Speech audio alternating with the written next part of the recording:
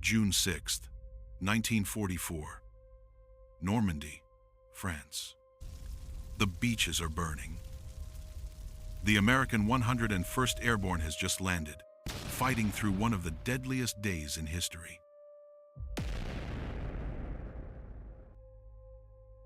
A group of American paratroopers captures a German bunker. They drag out the surviving soldiers. They expect to find young German men defending Hitler's fortress. But one prisoner stands out. He is wearing a German uniform. But when the American lieutenant screams at him in German, the man just stares back with a blank expression. The lieutenant tries English. No response. He tries French. Still nothing. The man is clearly Asian. The Americans ask each other, what is a Japanese soldier doing here? Why is he in a Nazi uniform? How did he get to France, thousands of miles away from the Pacific War? They didn't know it yet, but they had just found a man with the most unbelievable story of World War II. This is the story of Yang Kyoungjong, a man forced to fight for 3 different empires, under 3 different flags, against his will.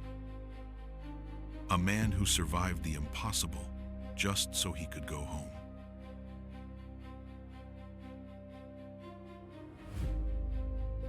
Our story begins 6 years earlier, in 1938. Yang was an 18-year-old living in Korea. At that time, Korea was not a free country. It was a colony occupied by the Empire of Japan. Yang was not a warrior. He was a civilian who just wanted a quiet life. But the world was preparing for war, and Japan needed bodies for its army. One day, the trucks came. Yang was conscripted, forced to join the Japanese Imperial Army against his will. He was stripped of his freedom, given a uniform, and sent far away from his family.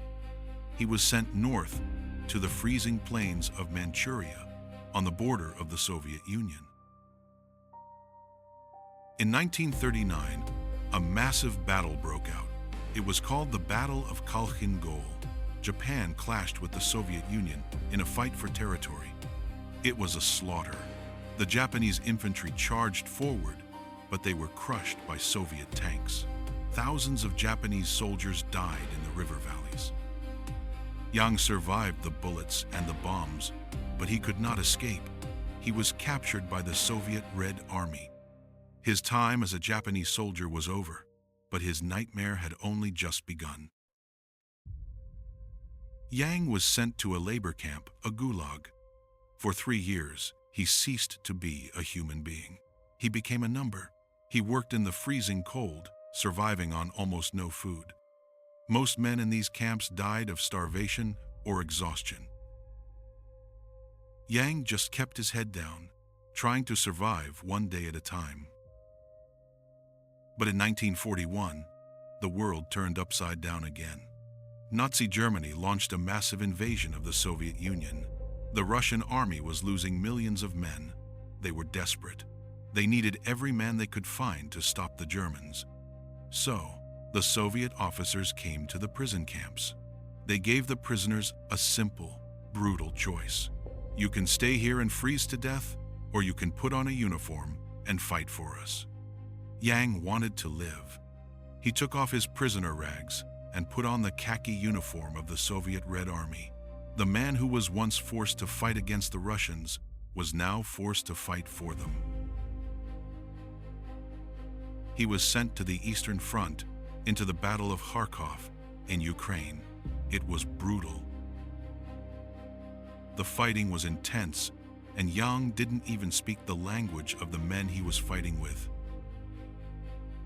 In 1943, the German army surrounded Yang's unit. The Russians were defeated. For the second time in his life, Yang looked up to see enemy soldiers pointing guns at him.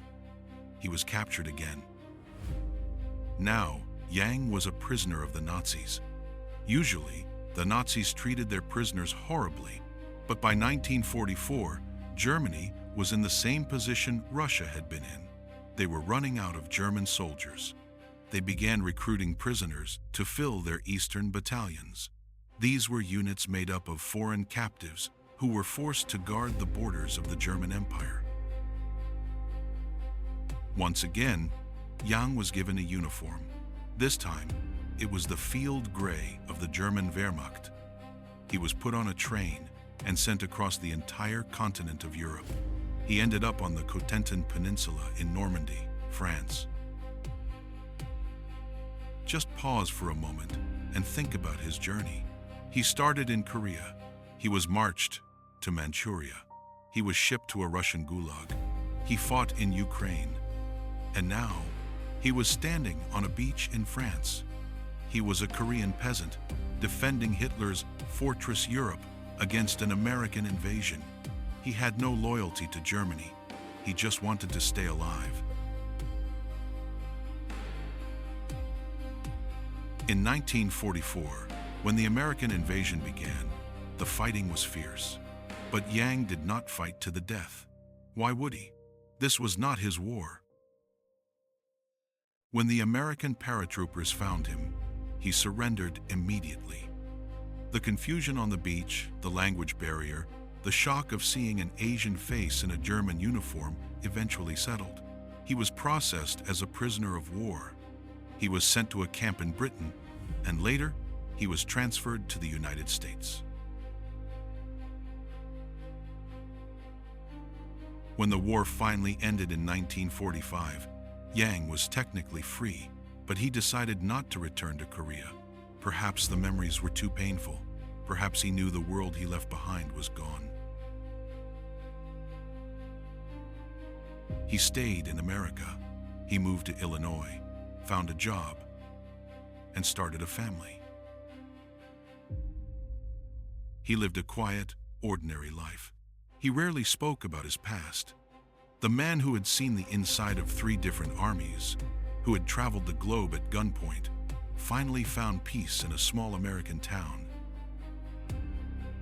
He passed away on the 7th of April, 1992, in Evanston, Illinois.